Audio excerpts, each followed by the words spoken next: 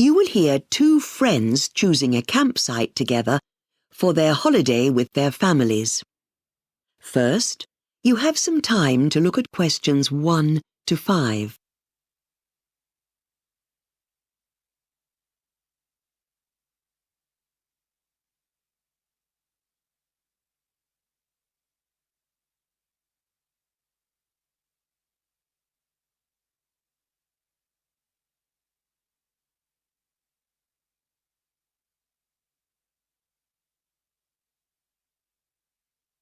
Now listen carefully and answer questions 1 to 5. Shall we have a look at this information about campsites, and then perhaps we can choose where to go on holiday? Yes, my children are very excited about our two families going away together again this year. Shall we look at Westerly campsite first? Yes, it says it's most suitable for children under 12 years old. So that should be fine for us. Your daughter's just 11, isn't she? Yes, that's right. Now, where is the Westerly campsite? Is it the one next to a lake? That's another one. This one's by the sea. Perfect. Yes, that's a good place to go in the summer when the weather's hot. This brochure says that most children who go to Westerly campsite love the animals they can see there. There's a special area where they can go and feed them. We might see some interesting birds too. Oh, and look, it says a farmer comes every day and you can buy eggs from him. Great for breakfast. I wonder if he sells other things like cheese, but it's not mentioned. I don't know. I think they grow a lot of fruit in that area, so he might sell that. Another thing I like about this campsite is that they let you make a fire. We could cook some sausages and sing songs around it in the evenings. And perhaps it would be a good way to meet other families there too.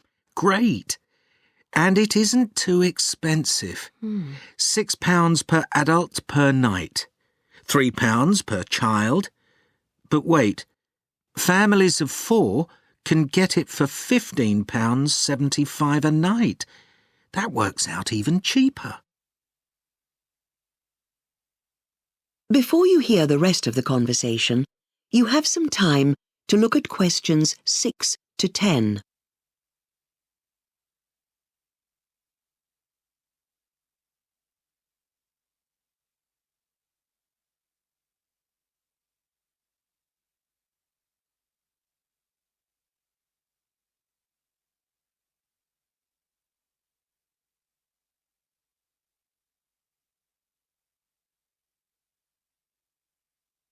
Now listen and answer questions 6 to 10.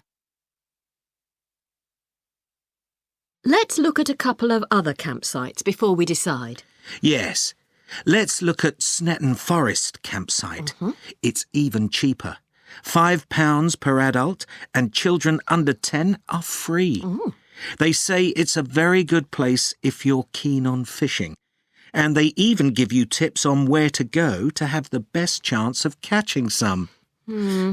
I prefer walking or hiking, and so do the rest of my family, so I'm not sure that will attract us that much. Oh, look, it says you can rent a bike to go around the forest. I'd do that. And your children would like that too, wouldn't they? Absolutely. We could all go somewhere and have a picnic. Look, this is interesting too. At Snetton, they get all the children together to play football. Your children would love that. And your husband, Mike, plays too, doesn't he? Yes, that sounds good. Well, Mike's more into tennis, actually, but I'm sure he'd be happy to be a referee if they needed one. Here's some information about Trent Valley campsite. I've heard about this one. There's a festival near the campsite in June and it's really busy, so they say for families it's better in July when it's a bit quieter. Well, that would be just right for us because we have to go in the school summer holidays. Let's look at what it says about it. Oh, look, it's quite a long way to the nearest village. 8 kilometres. It's too far to walk. But this one has got an open-air pool, which we'd all love in the summer. And they have a little shop where you can buy basic things like bread and milk. That's really useful. And there's lots to do there. I think on Saturday nights... That is the end of part 1. You now have 1 minute to check your answers to part 1.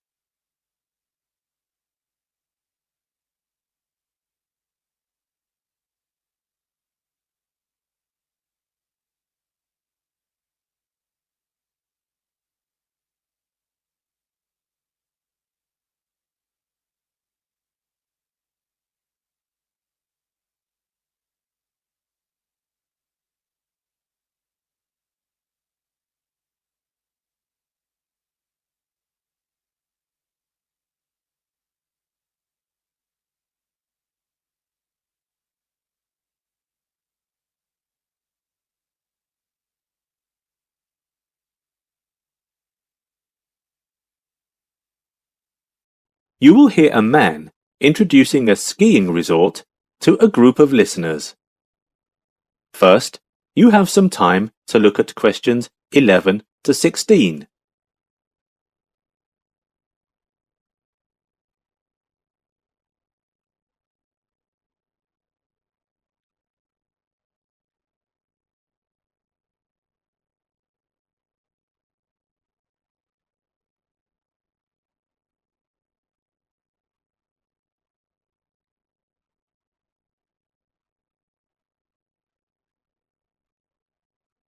Now listen carefully and answer questions 11 to 16.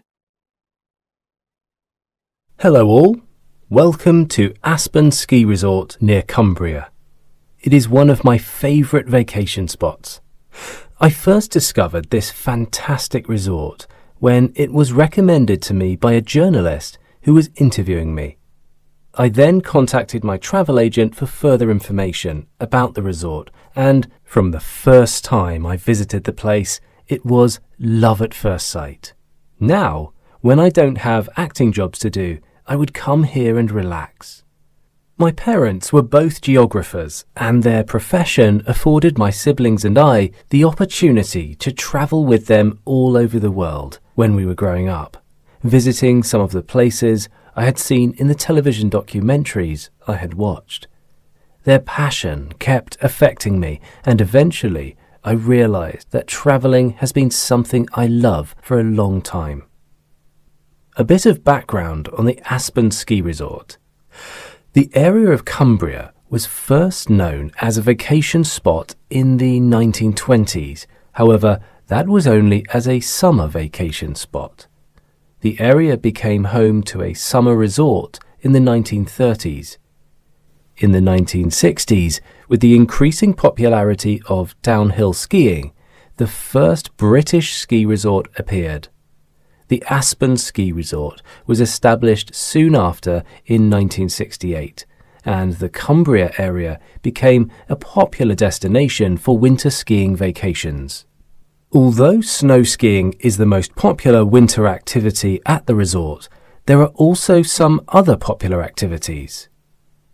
In the spring, summer and fall seasons, playing golf is easily the favourite activity of most of the resort's guests. There are 5 top-ranked courses within a short driving distance of the resort, and the resort offers many packages for visitors during the warmer months. Also, throughout the year, many of the resort's guests like to visit the Great Waters Brewing Company. But it is under reconstruction at the moment. Also, many of our visitors take advantage of skydiving activities offered by a skydiving school, but the school is located in another town, which is about 2-hour drive from here. Some people ask what activities are recommended in the nearby Edinburgh region. Many visitors to that popular destination often also visit either the hot springs near the city of Marlborough, or the local market in the city of Jamestown. The hot springs are geothermally heated groundwaters that rise from the crust of the earth and are enjoyed by folks of all ages. However, the price of having a hot spa there is quite high this season. The Edinburgh Nature Museum is a great alternative. You will see details of the animals which are native to the area. Most visitors in the past gave really positive feedback about the museum. The market in Jamestown region has a nice selection of fruits and vegetables which are grown on farms in the area, and also a selection of fresh seafood. The market is not open this week. Please note that the Aspen Resort sponsors monthly education and entertainment programs which are open to the public. Previous programs have featured mountain walking in Europe and wildlife around the world. The upcoming entertainment program, which will take place at 7 p.m. May the 18th in the resort's conference centre, will be about the landscape of the United Kingdom. These events are free to those attending, but seats are available on a first-come, first-served basis. Before you hear the rest of the talk, you have some time to look at questions 17 to 20.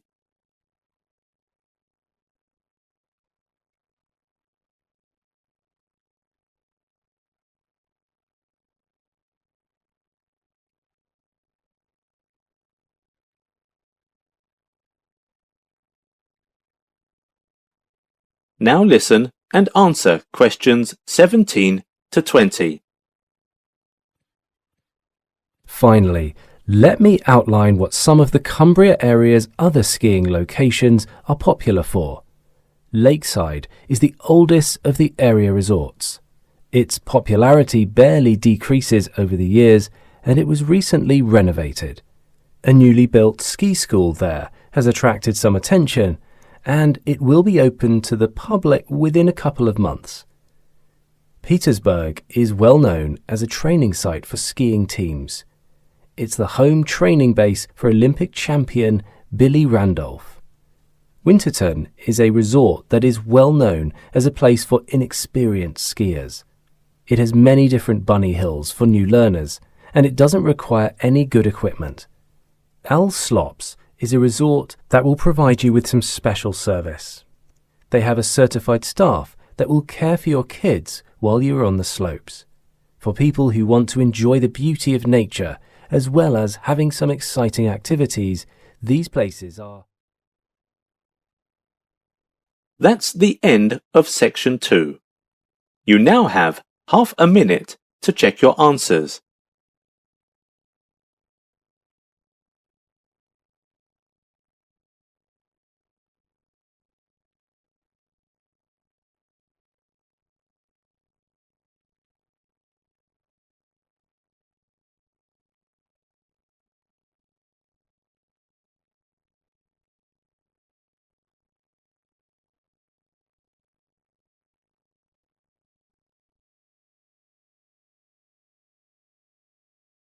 Part 3. You will hear two students, Erica and Ian, discussing their presentation on volcanoes in their geology course. First, you have some time to look at questions 21 to 25.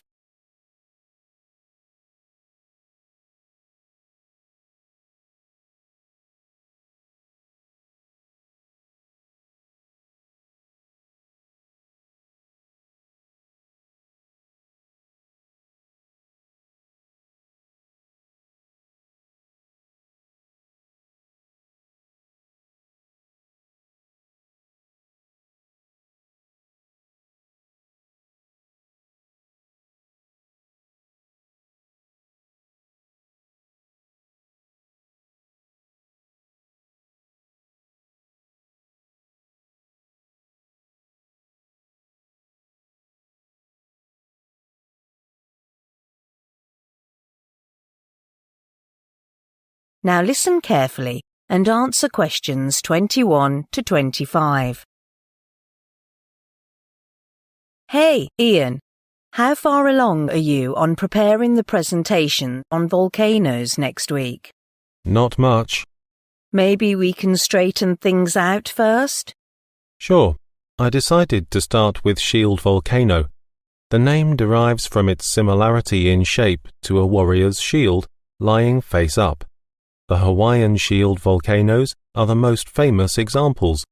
Professor Joan mentioned that many scholars have already done quite a lot of research in this field. We could retell conclusions from published papers. I'm not sure. I mean, is that even allowed? I know we don't have to use first-hand data we collect, but copying others? Come on. It's not like we are using their findings as our own. The professor said it would be okay, as long as we cited our sources. Oh, okay. Do you have any ideas about stratovolcanoes? Stratovolcanoes, also known as composite volcanoes, develop over many thousands of years through repeated eruptions and other volcanic activity. But the current information I have at hand is only very vague. Fuller descriptions are needed for this. I'm sure you can find them. All right then, leave that to me. Have you read anything about rhyolite caldera complexes? Yeah, they are the most explosive volcanoes on Earth and don't even look like volcanoes. The origin of these volcanoes, like Yellowstone, is associated with a hot spot. You've got most of the information correct. Unfortunately, the last bit you mentioned is wrong. The origin of this type of volcano remains a mystery. The hotspot origin theory doesn't work for most other rhyolite calderas. Right, I'll change that part. What about the position on monogenetic fields? It's shocking to see the photos of these immense volcanoes. There are numerous monogenetic fields in the American Southwest and Mexico, but I got all the information from a website without specifying its source. We'll have to examine the content again later. Okay, I can help with that. Lastly, we have cinder cones. What do you have on that? Well, this type of volcano is usually tiny to the other volcanoes, and thus sounds less attractive. Maybe we should leave it out. It seems pretty unimportant to me. I agree. It's impossible to cover everything. Before you hear the rest of the conversation, you have some time to look at questions 26 to 30.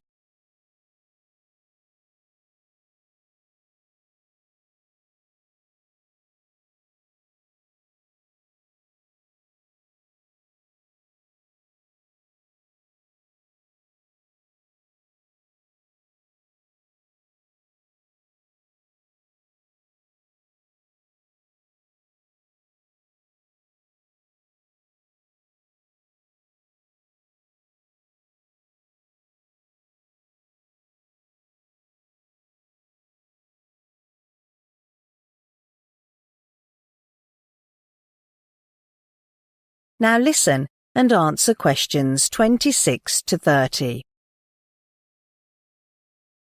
Erica, can you work on the delivery part? I don't want to do it anymore. I'm okay with that, but why is that? I was marked so low for the last presentation and didn't even have a clue why. Maybe it's because I didn't include enough data on it. Well, I'm not sure about that.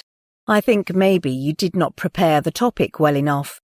You tried to explain the contributing factor forming the ring of fire in the Pacific Ocean, but you just read everything out loud without fully comprehending it yourself. Right, that must have been it. We also have to look for supporting materials to illustrate the formation of different volcanoes. What about documentaries? They can be an excellent way to illustrate the volcanic eruption, but that might be too long for our presentation. We've only got 20 minutes. Have you considered adding photos to our handouts? That's an option, but people may focus on these photos rather than paying attention to what we have to say. Maybe we can search online for part of a film about volcanoes and add it to the end of our presentation. That would be better. So, how should we start our presentation? Maybe we can first introduce some terms like extinct volcanoes and dormant volcanoes. Why is that?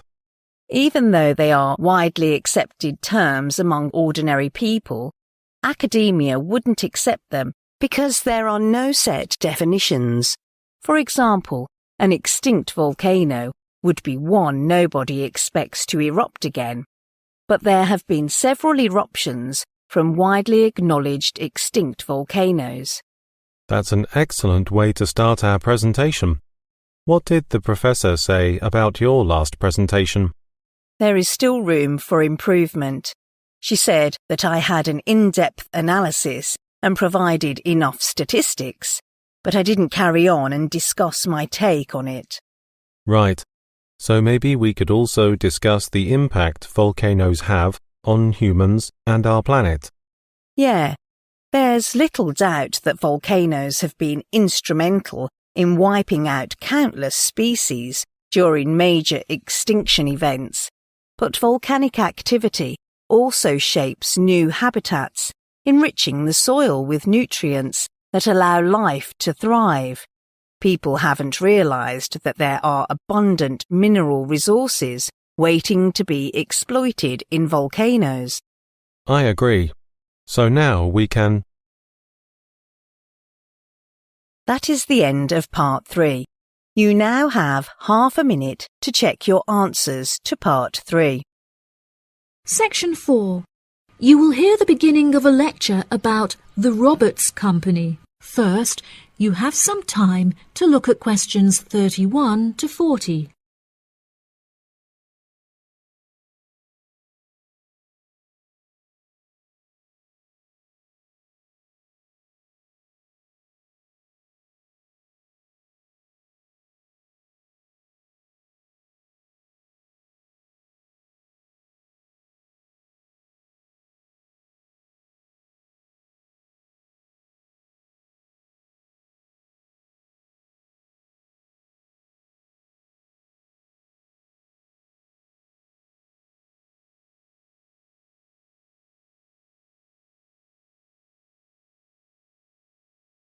Now listen carefully and answer questions 31 to 40. Good morning. In the last few lectures, I've been talking about the history of technology in the modern world. But today, I want to use Roberts as our case study, which is a company that develops complex camera technology for a range of industries and disciplines. Since the camera was invented in 1816, it has changed and improved dramatically, with cameras now in existence that can fit on the head of a pin. The company has been founded on a series of principles by which the company operates in its day-to-day business, the most important of these being to enhance the present development of camera technology. Roberts has a philosophy pioneering innovation, having been responsible for the invention of numerous technologies since it was founded by Dwayne Roberts in 1957. It has achieved many of its aims over the years, but its principles and founding aim persists through time, which is to explore new facts and imagine the unimaginable. The cameras produced by Roberts have a multitude of potential applications that are currently being explored. One of these is an anti-gravity camera that they aim to attach to a space satellite from where it will record live, high-definition video and provide fascinating new views of planet Earth. It could also prove useful in exploring other planets by providing researchers with never-before-seen images of the universe. Roberts are also experimenting with attaching the cameras to small drones that will fly through the rainforest in search of plants that could be used to develop future medicine. The camera also has the potential to be used on the roads. As it is 20% cheaper than the speed cameras that are currently in operation, this means that more of them could be distributed across the road network, where they can control traffic by making sure that all cars abide by the speed regulations.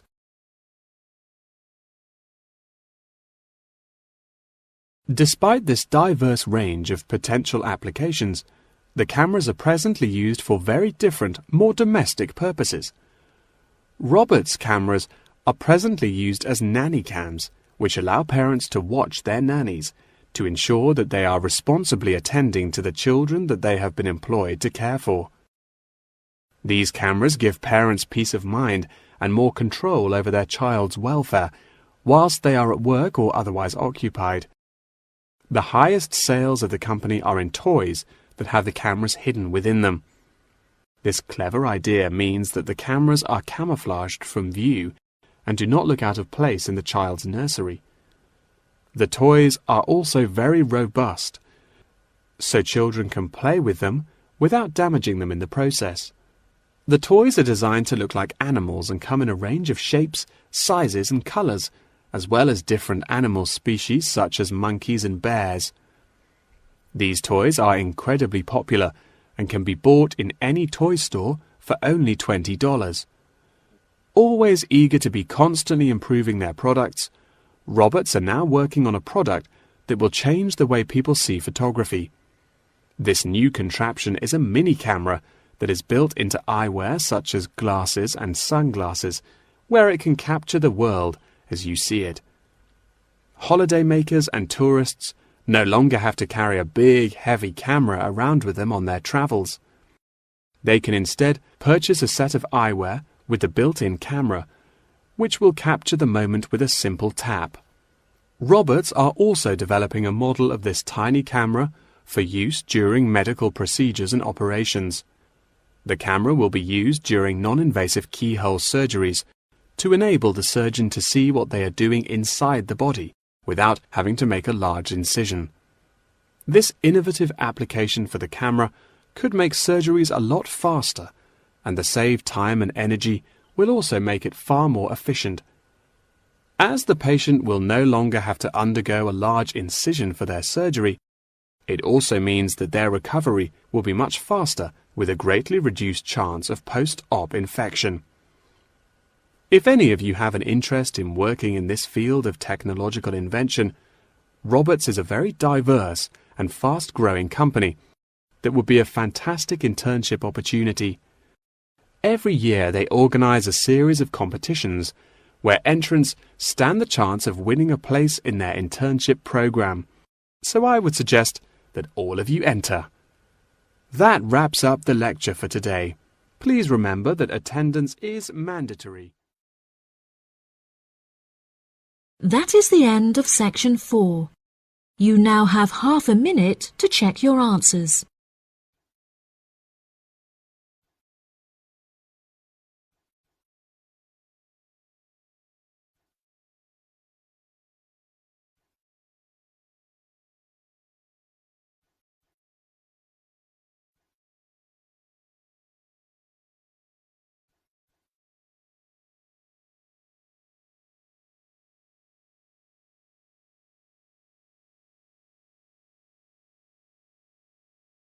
That is the end of the listening test.